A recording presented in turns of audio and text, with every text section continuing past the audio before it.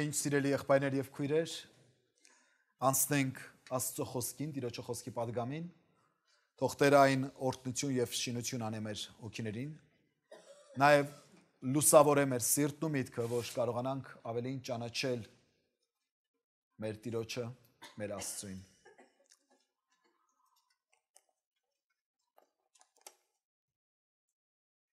Տիրոջը պատվական խոսքից պետք է ընթերցենք Հովանու ավետարանից 4-րդ գլուխ 46-ից 54-րդ համարները։ Հիսուս նորեն եկավ Գալիլեացիներուն Կանա քաղաքը, ուր ջուրը գինի փոխած էր։ Հոն ազնվական մկար, որուն որդին հիվանդ էր, Կափառնայումի մեջ։ Ասիկա լսելով, որ Հիսուս Հրեաստանեն Գալիլեա եկել էր, եկավ անոր ու կաղաչեր, որ երթա եւ իր որդին բժշկե, վասնզի մեռնելու վրա է։ Այն ատեն Հիսուսը ասավ անոր. Եթե նշաններ ու հրաշքներ չտեսնեք, բնավ պիտի չհավատաք։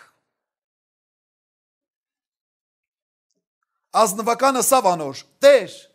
եկուր, քանի իմ տղաս մեռած չէ։ Հիսուսն ասաց նրան. գնա, քու որդիդ ողջ է։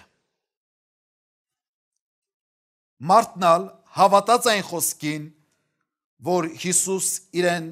ըսավ ու գնաց։ Երբ կերթար, իր ծառաները դիմավորեցին զինք եւ ավետիս տվին ասելով.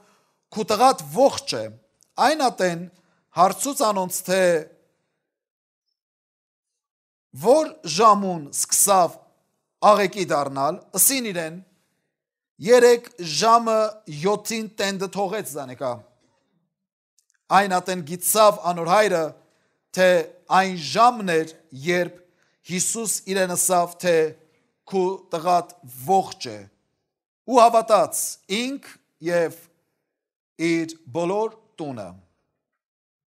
Այս երկրորդ հրաշքն էր, որ Հիսուս հրավ, երբ Հրեաստանեն Գալիլեա եկավ։ Ամեն։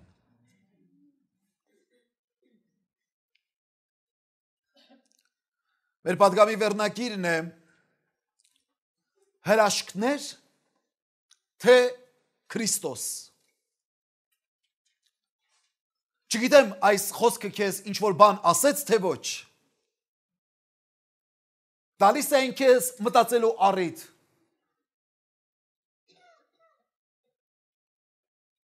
Այս սուրբգրային պատմությունը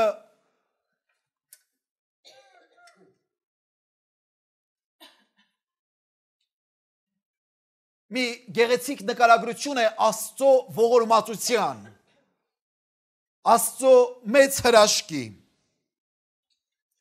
Հերթական անգամ հայտնվում է այս պատմության մեջ Աստծո գութն ու ողորմությունը։ Պատմություն, ուր տեսնում ենք Աստծո մեծ հրաշքը, թե ինչպես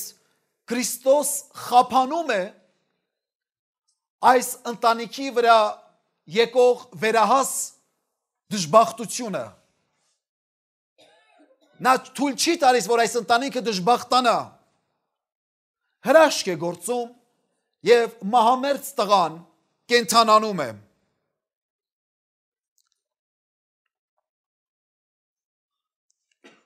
Այս պատմությունը նաեւ նշանակալից է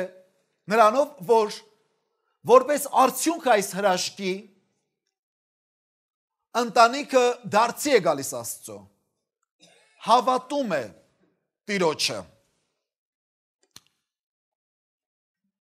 Սակայն մի դրվագ կա այս պատմության մեջ,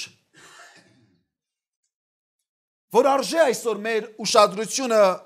դարձնենք դրա վրա։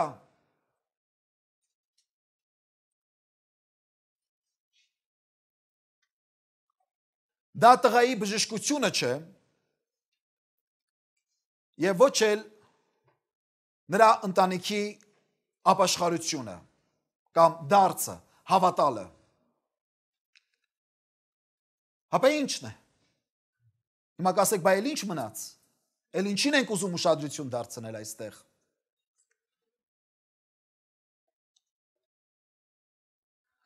Ազնվականը հրավիրում է Հիսուսին իր տուն ասելով 49-րդ համարի մեջ. Տեր, եկուր, քանի իմ տղաս մեռած չէ։ Հիսուսին ասում է, արի գնանք մեր տուն, արի մեր տուն, քանի դեռ տղաս մեռած չէ։ Քանի դեռ տղաս մեռած չէ, արի մեր տուն։ 50-րդ համարի մեջ Հիսուսն ասում է նրան. գնա քու որդիդ ողջ է։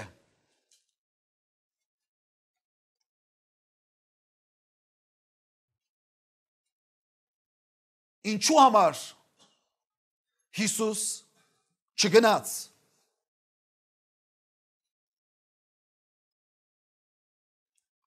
Սակայն բժշկեց։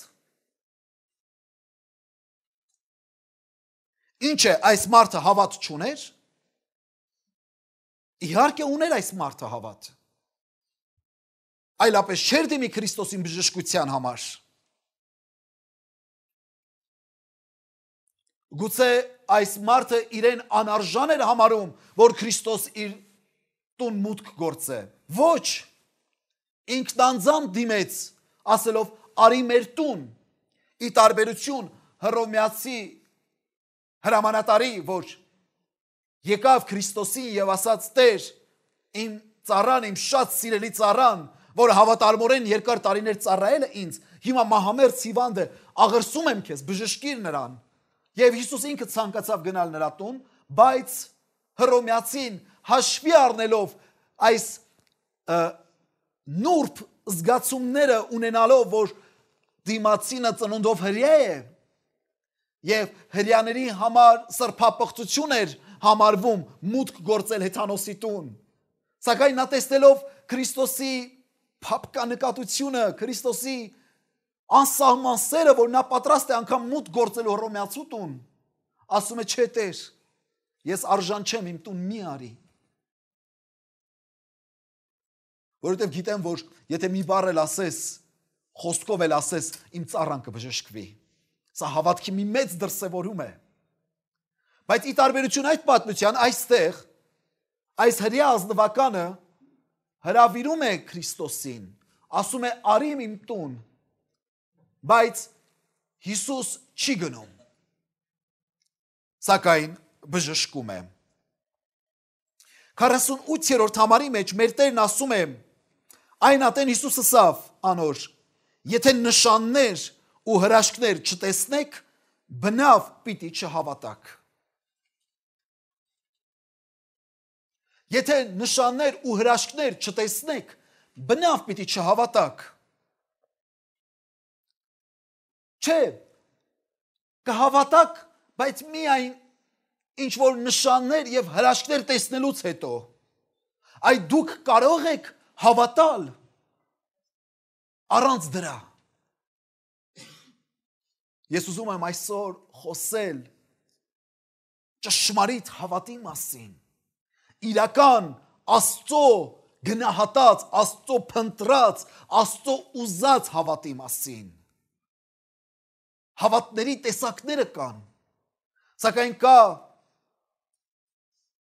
ամենաճշմարիտ հավատը, այն բացարձակ հավատը, որը որ Տերը փնտրում է, հավատ, որը հիմնված չէ հրաշքների վրա, հավատ, որը որ հրաշքներ չի փնտրում, հավատ, որը որ Քրիստոսն է փնտրում։ Երկու խորհուրդներ, երկու ճշմարտություններ։ Առաջին, Հիսուսն ավելին արժե, քան նրա հրաշքները։ Հիսուսն ավելին արժե, քան թե նրա գործած հրաշքները։ Հիսուսն ավելին արժե, քան թե նրա գործերը։ նրա արածները Հիսուսն ավելին արժե, քան թե նրա տվածները։ Եվ պիտի քո կյանքում զանազանես, թե ինչն է քեզ պետք, ինչն է քեզ հարկավոր։ Քրիստոսը, թե ավելին նրա հրաշքները։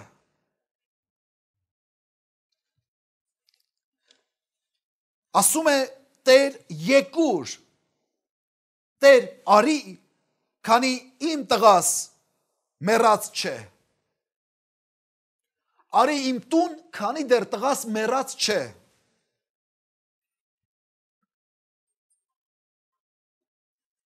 Դու պետք ես, դու հարկավոր ես այնքան ժամանակ, քանի դեռ ինձ զորու ես, քանի դեռ պիտանի ես իմ ընտանիքին, իմ ցավին։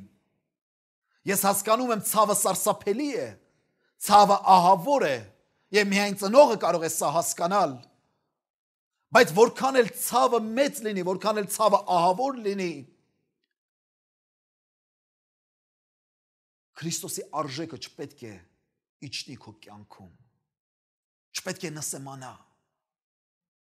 քո ցավը չպետք է կուրացնի քեզ, եւ Հիսուսը քեզ համար պիտանի չդառնա այնքան ժամանակ, քանի դեռ նա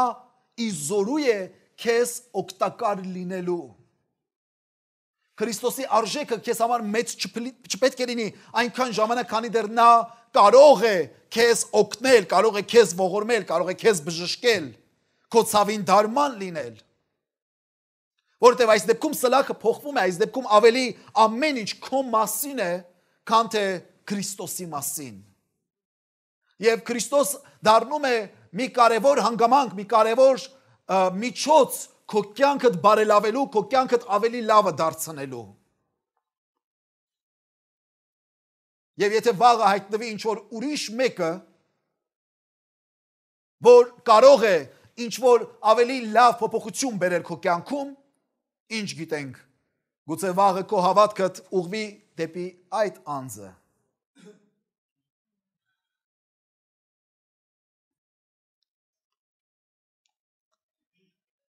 Եվ Հիսուս նրան պատասխանում է, ասում է, գնա, քո որդիդ ողջ է։ Իհարկե, Քրիստոս մարդ չէ, մարդու պես չէ, որպեսզի մարդու հետ վարվի մարդու նման։ Նա շնորհում է այս ազնվականին իր փնտրածը, իր ուզածը։ Նրա սերը թույլ չի տա, որ հայրական սիրտը ցավը զգա։ Նրա մոտից երբեք որևէ մեկը մերժված չգնաց։ Եվ այս մարդն էլ ստացավ այն, ինչ որ նա ուզում էր։ Քանի սա է քո ուզածը, քանի դեռ սա է քո ուզածը, առ, վերցրու։ Աստված շռայլ է։ Աստված ողորմած է եւ շռայլ է։ Աստված մերը չի նստում հաշվի, Աստված չի մատնանշում քո թերությունը, քո սխալը, քո տկարությունը։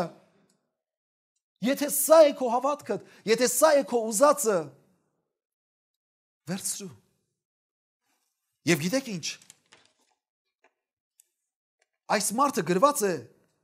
գնաց։ Գնում է,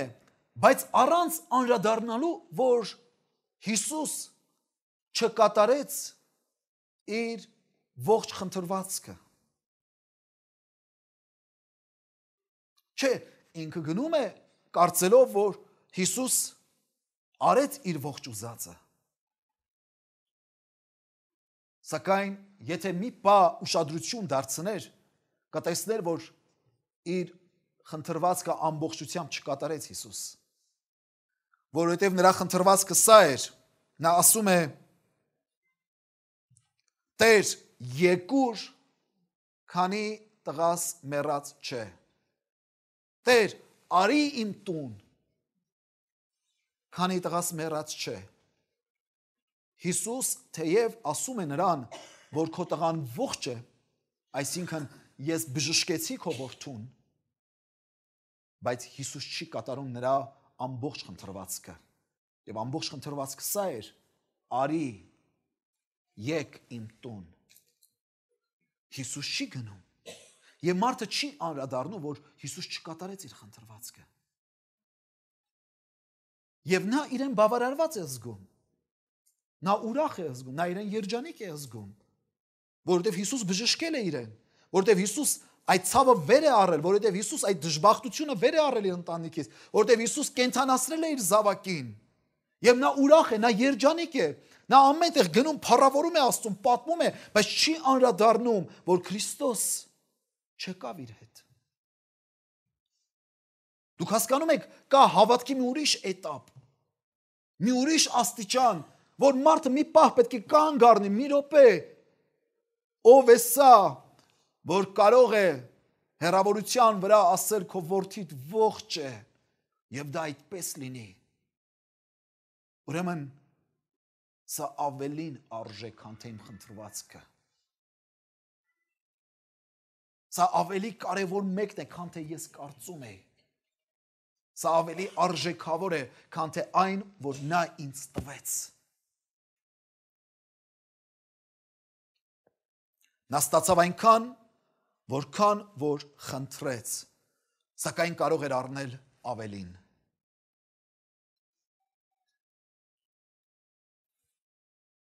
Նա կանգ չի առնում։ Նա շտապում է գնալ տուն, բայց կանգ չի առնում եւ չի համոզում Քրիստոսին գալու իր հետ։ Թեկուզ միայն նրա համար, որ միասին վայելեն, միասին տոնակատարեն իր որդու հարությունը, իր որդու կենթանացումը։ Միասին մեծարենք։ Ես շատ հաճախ ինքս ինձ գտել եմ այս վիճակում, երբ որ նեղության, դժվարության մեջ եմ, շարունակ աղոթում եմ, կարող եմ ժամեր հատկացնել այդ աղոթքին, այդ խնդրվածքին, անգամ օրեր հատկացնել, անգամ ամիսներ ու տարիներ հատկացնել խնդրելով Տիրոջից ինչ որ մի բան, ու հանկարծ Տերը դա կատարում է, եւ գիտեք, հաջորդ վայրկյանին պահի տակ մոռացվում է ամեն բան։ Անգամ մոռանում ես շրջվել շնորհակալություն հայտնել, կամ եթե շնորհակալություն ես հայտնում, լոկ միայն ուղղակի այդպես չնեղացնելու համար։ Բայց ուր են այդ ժամերը, այդ ամիսներն, այդ օրերը, որտեղ որ պիտի արտահայտվի քո երախտագիտությունը նրան իր կատարած ողորմության համար։ Հասկանալի է խոսքս։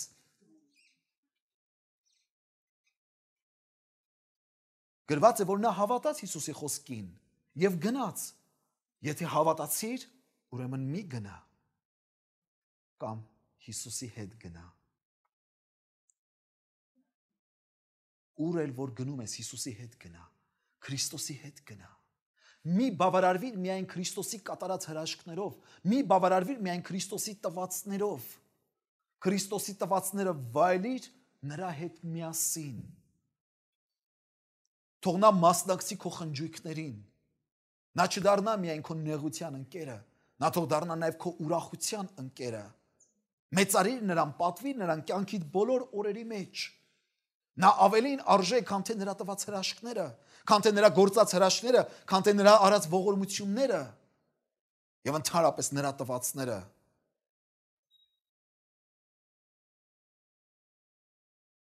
Ճշմարիտ հավատը հրաշք չի փնտրում, այլ Հիսուսն է փնտրում։ Ճշմարիտ հավատը, ճշմարիտ հետևորդը Քրիստոսի, ոչ թե Քրիստոսի հրաշքներն է փնտրում, այլ Քրիստոսին է փնտրում։ Ոչ թե նշաններ է փնտրում, այլ Քրիստոսն է փնտրում։ Նրա համար էական չէ, կարևոր չէ, կյանքի ինչ վիճակում կհայտնվի։ Կարևոր է, որ նրա հետ հայտնվի։ Նրա հետ լինի։ Դրախտը դրախտ չէ, եթե այնտեղ Քրիստոս չկա։ Եվ ինձ պետք չէ դրախտը, եթե այս դրախտը չպետք է վայելեմ Քրիստոսի հետ։ Ինձ համար դժոխքը դրախտ է, եթե Քրիստոս ընդեղ է։ Միտքս ճիշտ հասկացեք, խնդրում եմ։ Տեսեք ինչ է ասում Աստծո խոսքը Մատթեոս ավետարանում 12-րդ գլուխ 38-ից 42-րդ համարներում։ Այն ատեն դպիրներն ու փարիսեցիներեն ոմանք իրենսին, վարդապետ, կուզենք քեզմե նշան մտեսնել։ Նշան նշանակում է հրաշք։ Անիկա պատասխան տվավ ու սավ անոնց, չար եւ շնացող ազգը նշան կուզե։ Ուրիշ նշան պիտի չտրվի անոր, բայց միայն Հովնան մարգարեին նշանը։ Քանզի ինչպես Հովնան 3 օր ու գիշեր կետ ձուկին փորին մեջ մնաց, այնպես ալ որդին մարդո պիտի մնա երկրի սրտին մեջ 3 օր ու 3 գիշեր։ Նինվեի մարդիկը դատաստանին օրը այս ազգի դեմ պիտի ելնեն ու պիտի դատապարտեն ասիկա, վասնզի Հովնանի քարոզչությունովը զղջացին։ Ահա Հովնանեն մեծ մեկը կահոս։ Հարավի թակուհին դատաստանի օրը այս ազգին դեմ պիտի ելնե ու պիտի դատապարտե ասիկա, վասնզի ինքը երկրի ծայրեն եկավ Սողոմոնին իմաստությունը լսելու եւ ահա Սողոմոնեն մեծ մեկը կահոս։ Հովնանը Նինվեում հրաշքներ չգործեց։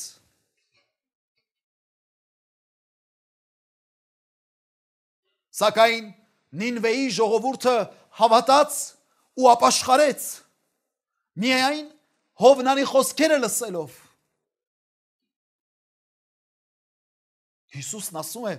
այստեղ Հովնանից ավելի մեծ մեկը կա։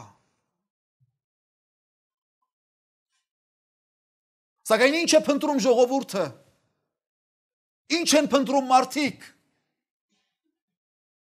Հրաշքներ ու նշաններ։ Ու մոդա է դարձել հրաշքներով ու նշաններով ժողովրդին հրապուրենք դեպի Քրիստոսը։ Նշաններով ու հրաշքներով հրապուրված ժողովուրդը չի կարող հաստատուն մնալ իր հավատքի մեջ, որտեղ նա շարունակ հրաշքներ ու նշաններ է փնտրելու։ Քրիստոս իր համար դառնալու է ընդամենը միջոց իր կյանքը բարելավելու համար։ Եվ այսօրվա ժամանակակից շատ եկեղեցիներ իրենց շեշտադրումը դնում են ճիշտ սրա վրա։ Դրա համար եկեղեցիները պայթում են շատ ժողովրդով։ Ինչու? Որովհետև խոսում ենք ոչ թե Աստծո շահերից, այլ մարդկանց շահերից։ Հիսուսն ասում է, հարավի թակուհին հեռավոր երկրի ծայրեն եկավ Սողոմոնի իմաստությունը լսելու համար։ Թակուհին հեռավոր երկրից եկավ ինչի համար? Լսելու համար Սողոմոնի իմաստությունը։ Տարածություն, ժամանակ, դիրք, պաշտոն, հարստություն, այս ամեն ինչը ոչինչ համարեց։ Աշխարհի ծայրից եկավ միայն խոսքեր լսելու համար, իմաստուն խոսքեր լսելու համար, բայց ասում եմ ձեզ, որ այստեղ Սողոմոնից մեծ մեկն էլ կա։ Ճշմարիտ հավատացյալը, ճշմարտապես հավատացողը հրաշքի համար չի գալիս, նշանի համար չի գալիս, այլ գալիս է Քրիստոսի համար եւ Քրիստոսի խոսքերի համար։ Նշան կլինի, նշան չի լինի, հրաշք կլինի, հրաշք չի լինի, այն այսչափ իմ հավատքս չի կարող մեծացնել կամ քչացնել, որովհետև Քրիստոս ինքնին արդեն հրաշք է, որովհետև Քրիստոսի խոսքերն արդեն հրաշք են, ինձ համար ավելի մեծ հրաշք է անառակ որդու վերադարձի առակը, քան թե Նինվեի դարպասների մոտ Հիսուսի հարություն տված երիտասարդը,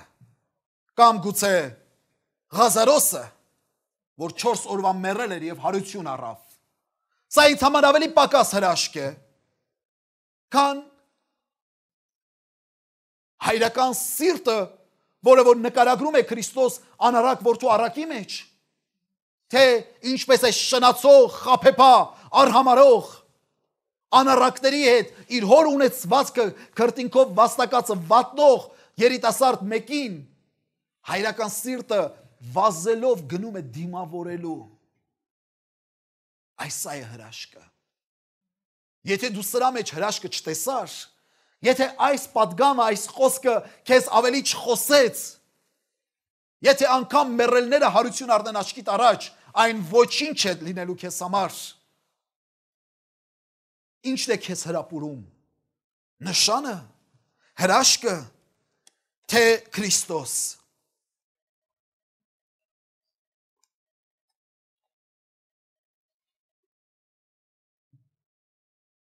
Ով է նա քեզ համար մի հրաշագործ, թե քո կյանքի կենտրոնը, թե քո կյանքը։ Ով է նա քեզ համար։ Ով է նա քեզ համար մեկը, որ կբավարարի քո պետքերը, կբավարարի քո կարիքները, թե մեկը, որ կդառնա քո կյանքի իմաստը եւ քո կյանքի կենտրոնը։ Դու բավարարվում ես Քրիստոսի տվածներով, Քրիստոսի արածներով, թե դու բավարարվում ես Քրիստոսով։ Սա կարևոր հարց է, որ յուրաքանչյուր քրիստոնյա ինքն իրեն պիտի տա։ Շատերն ասում են, այդքան գնում ես եկեղեցի, ինչդ է ավելացել, ինչդ փոխվեց, ոնց որ վարձով էիր ապրում, միջև հիմա վարձով ես ապրում։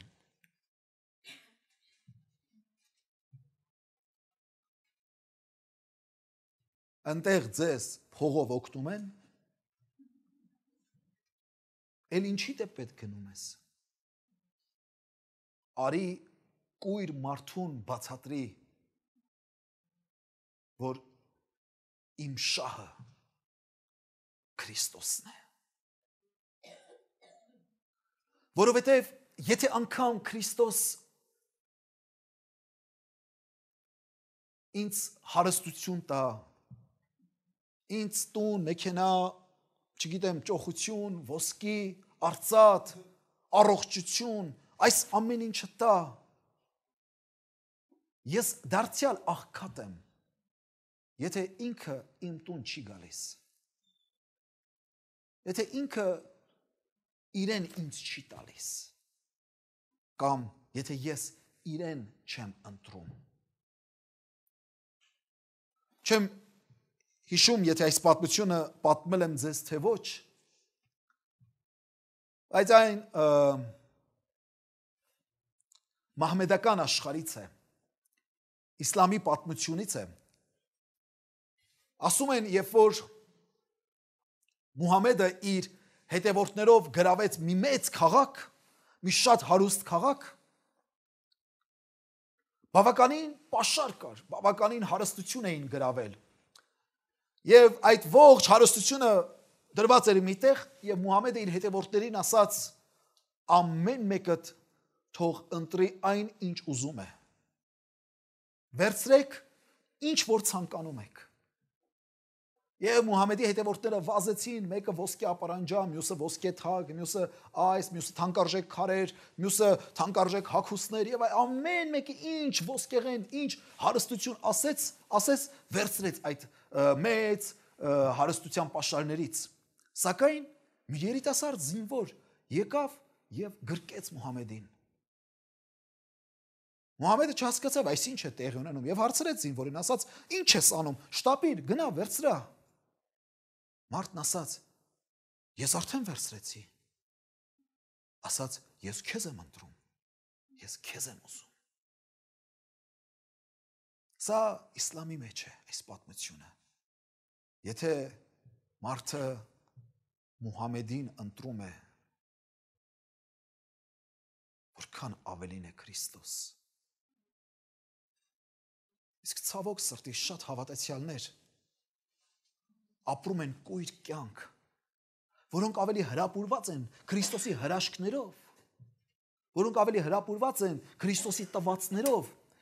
օրհնված լինել, օրհնություն համարում են նրա տվածները, քան թե իրեն ունենալը։ Պողոս առաքյալն ասում է այս խոսքերը Փիլիպպեցիս նամակի մեջ 3-րդ գլուխ 7-րդ եւ 8-րդ համարների մեջ։ Բայց ինչ որ ինձի շահ էր, զանիկա Քրիստոսի համար վնաս համարեցի եւ իրավ բոլոր բաներն ալ վնաս կսեպեմ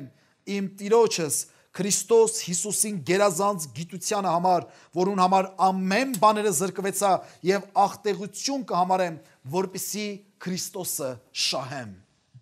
Ամեն բաներից զրկվեցի, ամեն բան աղտեղություն եմ համարում, որպեսի Քրիստոսը շահեմ։ Փառք քեզ Տեր։ Եվ այս խոսքերն ասողը մեկն է, որի միջոցով Աստված հարյուրավորների եւ հազարավորների բժշկություն է տվել, բայց իր խնդրանքին Աստված չպատասխանեց։ 3 անգամ խնդրեց, աղերսեց, որպեսզի Աստված վերցնի իր հիվանդությունը, իր խայթոցը, որ ուներ։ Բայց Աստված չբժշկեց Պողոսին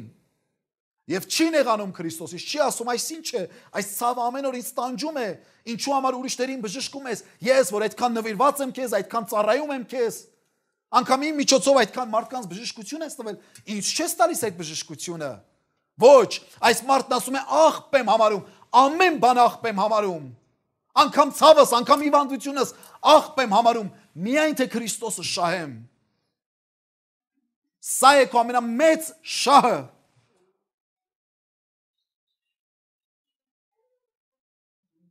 Մարդ լացով է գալիս աշխարհ եւ լացով էլ հեռանում է, սակայն կարող է հեռանալ առանց լացի։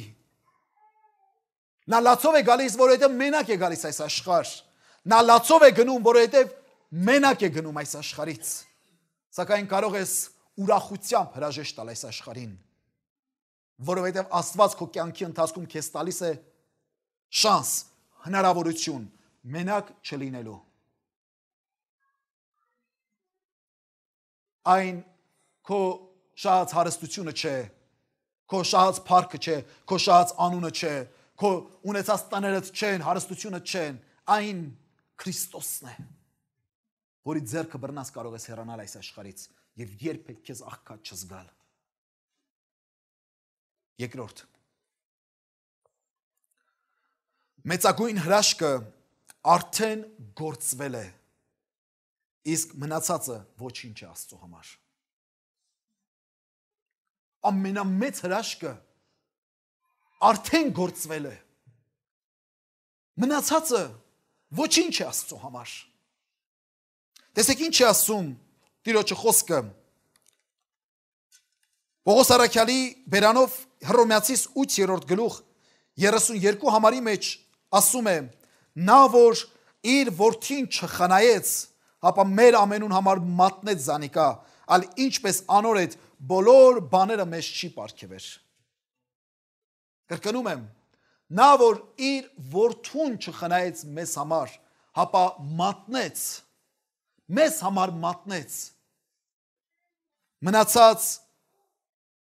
բոլոր բաները ինչ են, որ նրա հետ չհայտնե, որ նրանով մեզ չի պարգևի։ Մնացածը ոչինչ է, քանի որ մեծագույն հրաշքը արդեն գործվել է, ամենամեծ հրաշքը արդեն գործվել է։ Հիսուսի մահը խաչի վրա եւ նրա հարությունը գերեզմանից մեծագույն հրաշքն է, որ երբևէ տեղի է ունեցել ամբողջ տիեզերական համակարգում։ Կրկնում եմ, Քրիստոսի խաչելությունը եւ Քրիստոսի հարությունը մեծագույն հրաշքն է, որ երբևէ տեղի է ունեցել ամբողջ տիեզերքում։ Սրա խորհուրդը հիմա չենք կարող հասկանալ ամբողջությամբ։ Կգա ժամանակը, որ Աստված մեզ ցույց կտա, թե ինչ հրաշքներ է կատարել մեր կյանքում, կուրախանանք, բայց հետո երբ որ Աստված մեզ բացահայտի խաչելության հրաշքը եւ հարության հրաշքը, այն ժամանակ կմոռացվեն բոլոր այն հրաշքները, որոնք որ կատարվել է մեր կյանքում։ Այն ոչինչ կերևա մեր աչքին այս մեծ հրաշքի մոտ։ Նրանք մոմի լույսեր են արեգակի մոտ։ Չկա ավելի մեծ հրաշք, քան այն, որ Աստված մարդացավ եւ իր կյանքը զոհեց իր թշնամիների համար, որպեսզի իր արյամբ լվա մեզ ամեն մեղքերից։ Մեղքի կործանարար ուժը առայժմ մարդկանց հայտնի չէ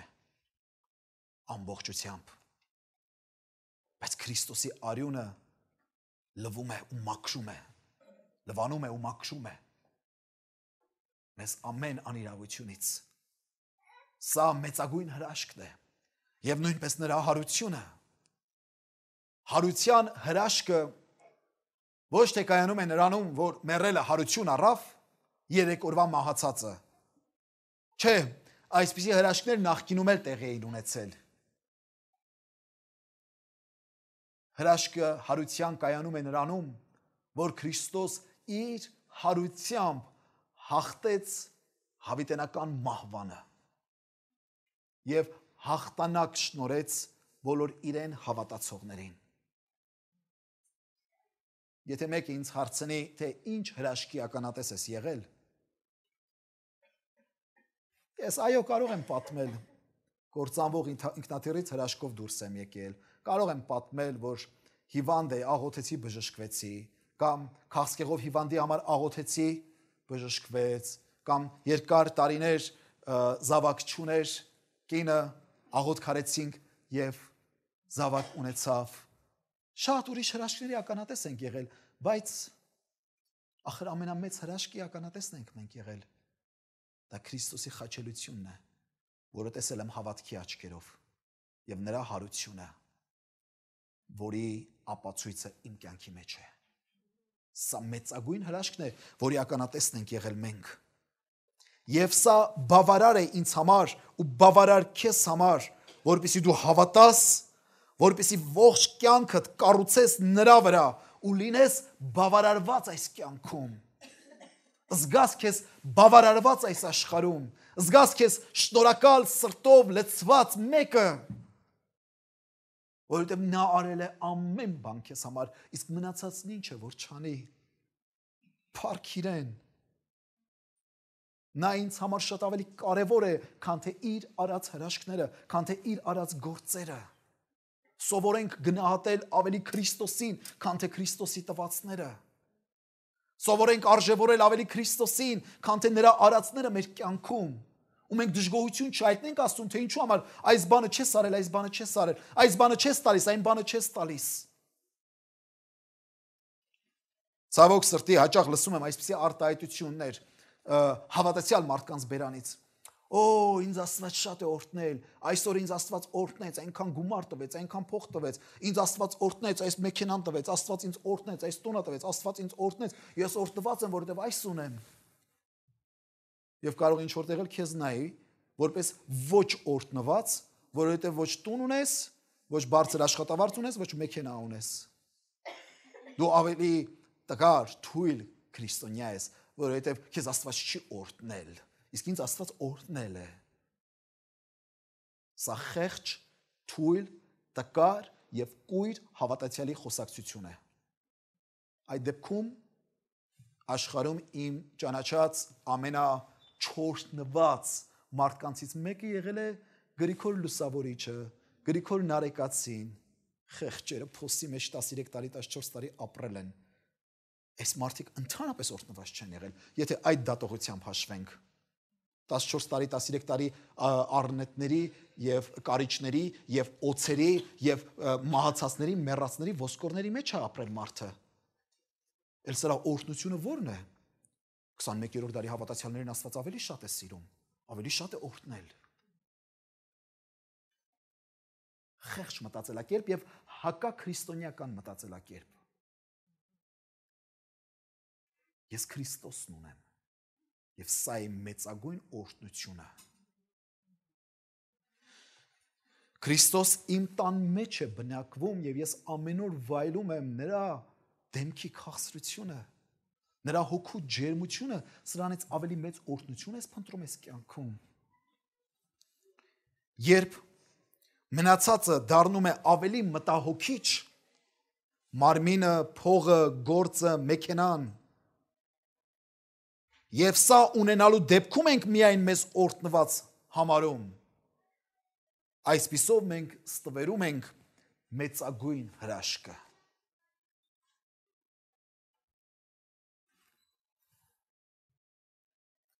Ղուկասի ավետարանի մեջ մեր Տերն ասաց, 12-րդ գլուխ 29-ից 31-րդ համարներում.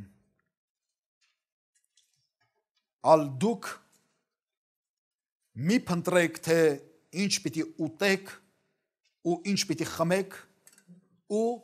մի շփոթվեք, վասնզի այդ բոլոր բաները աշխարհիս ազգերը կփնտրեն։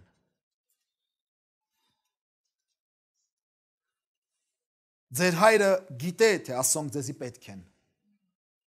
բայց դուք Աստծո թագավորությունը խնդրեցեք եւ այդ բոլոր բաներն ալ ձեզ պիտի տրվեն։ Հիմա որի վրա ենք ուրախանում ավելի շատ։ Աստծո թագավորությունը փնտրելու փաստի վրա ենք ավելի ուրախանում, թե բոլոր բաները, որ մեզ պետք է տրվեն։ Հիսուսն ասում է, դրանք մի փնտրեք։ Դա թող չդառնա ձեր մտահոգության նյութը։ Դա թող չդառնա ձեր ամեն օրվա փնտրտուքը։ Թողեք մի կողմ։ Դուք ինձ փնտրեք, որովհետև Աստծո թագավորությունը Հիսուս Քրիստոսն է։ Դուք ինձ փնտրեք։ Մնացած բոլոր բաները ձեզ տրվելու է, 100% տրվելու է։ Աստծո խոսքն ասում է, երեխայի մեծ այր դարձա, բայց չտեսա արդարը կամ նրա որդին հաց մուրալուց։ Մի մտահոգվիր։ Հրաշքները տեղի են ունենալու։ Հրաշքները Աստված անելու է։ Քո փնտրածը թող հրաշքը չլինի, քո փնտրածը թող նշանը չլինի։ Եվ քո հավատքիդ պատճառը թող նշանն ու հրաշքը չլինի։ Թեև եթե դրա միջոցով պիտի հավատքի գաս, թող լինի այդ հրաշքը քո կյանքում։ Բայց ձգտեք ամենասուրբ հավատքին։ Պայքարեք ամենասուրբ հավատքի համար, որը շինված չէ հրաշքի ու նշանի վրա, հապա այս մեկ նշանը, որ տեղի ունեցավ, ինչպես Հովնանը 3 օր ու 3 գիշեր մնաց կետի փորում եւ դուրս եկավ, այդպես Քրիստոս 3 օր մնալով գերեզմանում դուրս ելավ։ Այս հրաշքը արդեն բավարար է, որպեսզի դու քո կյանքդ կառուցես նրա վրա, ընդունես նրան, բավարարվես նրանով ու փառավորես նրա սուրբ անունը։ Իսկ մնացածը լինելու է։ Աստված օրհնե ձեզ իր փառքի համար։ Ամեն։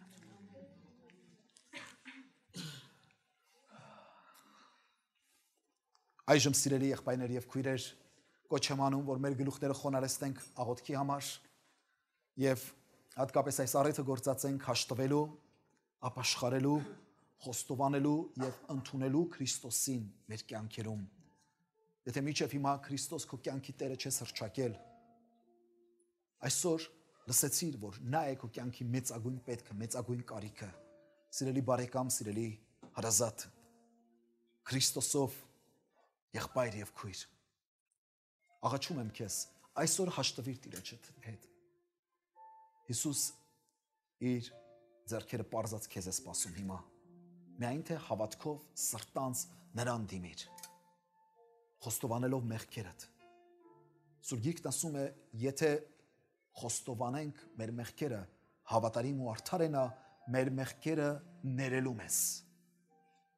եւ մեզ սրբելու ամեն անիրավությունից։ Եթե այս խոստովանության աղոթքը քո բերանից է բխում, քո սրտից է բխում, դու էլ այն կրկրիր։ սրտանց ասելով. երկնավոր Սուրբ Հայր, ես խոնարհվում եմ քո առաջ, ընդունելով իմ մեղքերը եւ խոստովանելով. աղաչում եմ Տեր, ներիր ինձ, ներիր իմ գիտակից եւ անգիտակից մեղքերը եւ ինձ հավիտենական կյանք շնորհիր։ Ես քեզ եմ ընտրում, ով Տեր, ուզում եմ ապրել քեզ հետ միասին հավիտենական դարերում, քեզ փառք հավիտյանս հավիտենից, ամեն։